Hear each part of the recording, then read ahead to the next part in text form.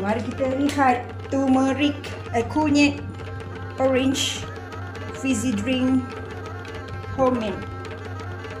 Malam dah buka dah meletup. Kita tengok hari ni ada letupan lagi tak.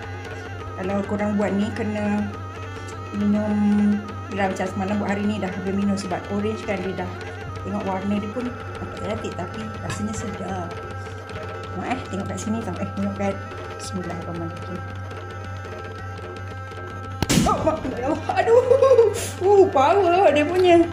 Dia punya tu lah, gas tak nampak, kena pakai lah. Nampak tak ada? Kena pakai background hitam. Nampak tak? Nampak tak? Rasanya kita cuba. Yang ni sebabkan kita sayang nak buang dia punya pulp bila kita blend the orange tu. So semalam dah tapis, masukkan jadi ais. So minum balik. Berasap. Sedap oi, macam rasa sangkuit campur Sprite.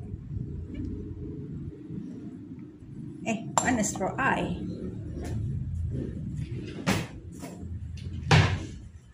Tada! Bismillahirrahmanirrahim.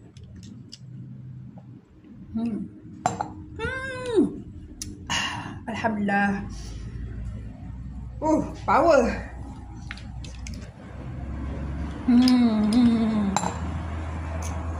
Zing, rasa dia ada zing macam tu. Saya rasa kalau buat dengan halia bak ni, kunyit bak kan. Kalau halia lagi ngam kot sebab kunyit kan dia cara rasa dia sendiri tu. Kalau ginger dengan orange tu dia lagi ngam. Okey, selamat mencuba.